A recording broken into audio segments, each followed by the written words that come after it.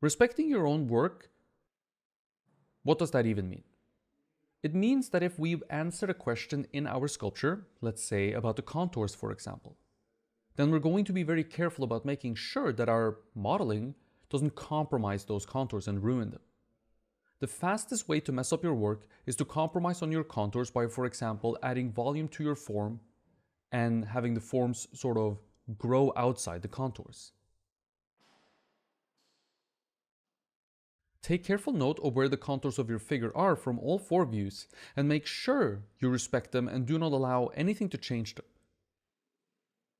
If you think they need to be changed, maybe they're not looking as good as you would like them to, then make sure that the change happens with intention and not as a byproduct of the modeling that you're doing or anything else that you might be doing. This is one of the biggest issues that students have. They can't seem to respect their own work properly and trust what they've done. It's perhaps less of an issue with trust, honestly, and more of an issue with being careful and knowing about the issue. But now that you know about the issue, you can be careful and it shouldn't become a problem for you. The same thing goes for the modeling itself. You have to respect the shape that you've established when adding plane and volume to that shape.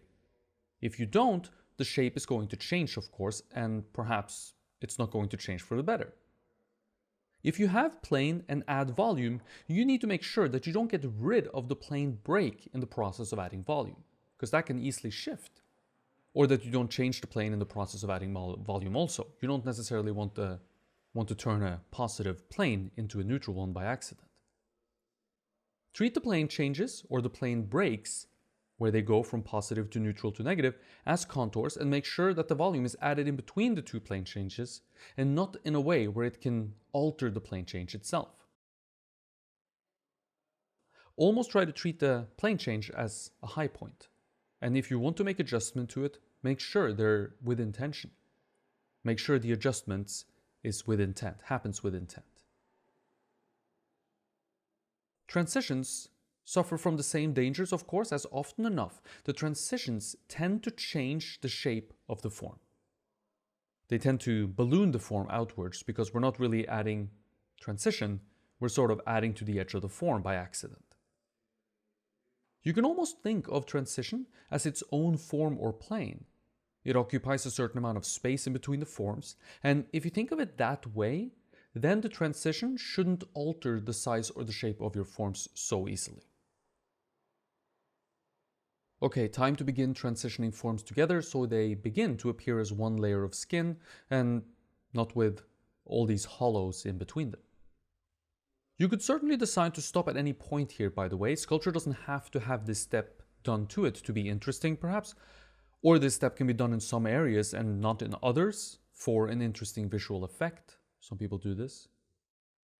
Personally, I like to attempt to my work, or in my work, to make it seem very finished. So I'm going to transition forms together all over the place, essentially making a unified surface, if you will, that hopefully will mimic skin to the best of my ability and in a way that works well for this scale. With the drawing done to a level I deem to be okay, and the plane and volume at a place where I think they're okay as well, we can begin working between the forms and with our transitions. There are issues that can occur here if we don't have plane and volume well established, and if we don't take care while applying the clay, we can lose the shape as well. Without enough volume, the transitions can't be separated from the shape, and so they will bleed together and we will lose too much of the shape. We want to lose some of it, or perhaps it's better to say obscure some of it.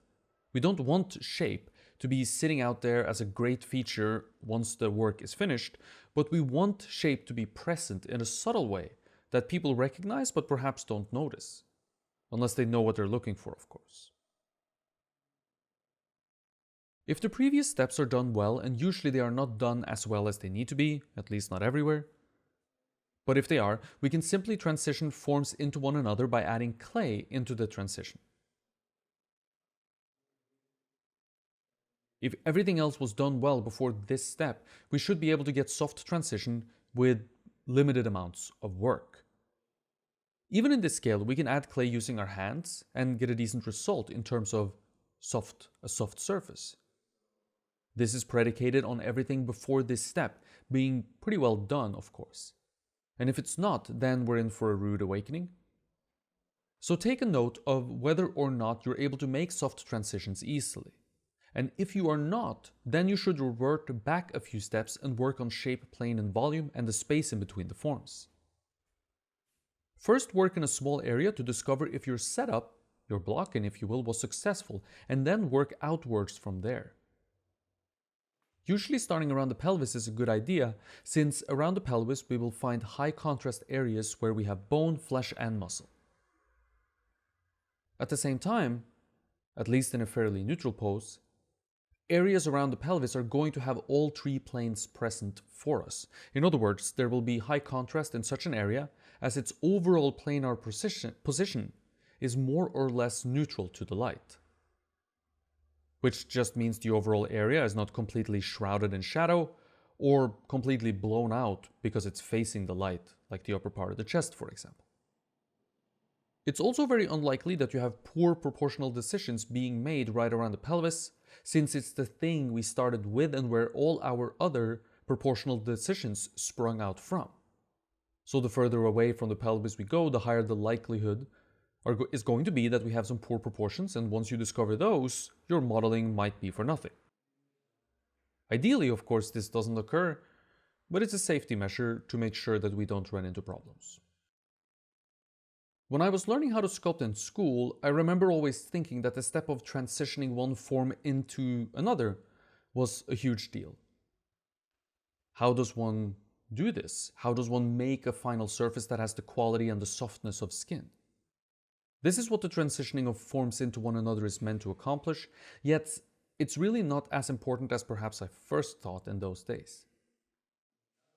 Obviously, the act of making the forms blend together into a seamless surface is important. It's what is going to lend a lifelike quality to our sculpture, or partially at least on a surface level.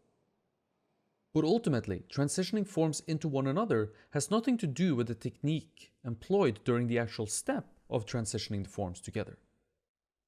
As you can see here, I'm just using my fingers and sometimes a small wooden tool to get the clay into the areas reserved for the transition between the forms, but I'm not working a lot. Yet I'm getting a soft result.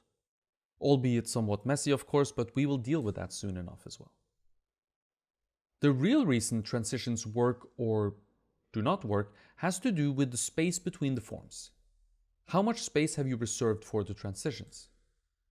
And of course with volume and plane, which we've explained before, but I find this one to be rather major, if everything else has been settled and dealt with well. So if there is room for a broad transition, then it will very likely be a soft transition. If all the spaces are tiny, however, then we're likely going to find ourselves with sharp transitions that look unnatural to the human body. Enough volume and good planar consideration within the form is important as well, but mostly so that we don't lose the forms themselves in the step of transitioning them into one another, so that they will therefore end up becoming really generic. The space between the forms, the space reserved for transitions to take place, is a really important feature that I think all too many students miss.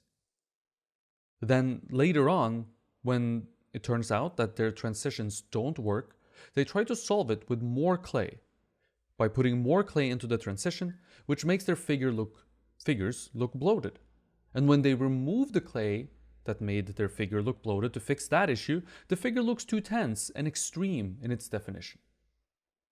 And the issue, I believe, can be solved earlier on by reserving space between the forms to give the transitions room to breathe, as broad transitions is by default soft, and narrow transitions is by default sharp.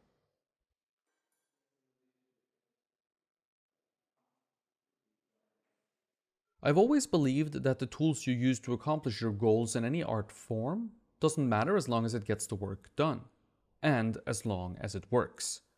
And I guess works is perhaps a subjective statement, but I'm going to go out on a limb here and say that in most cases my modeling works okay.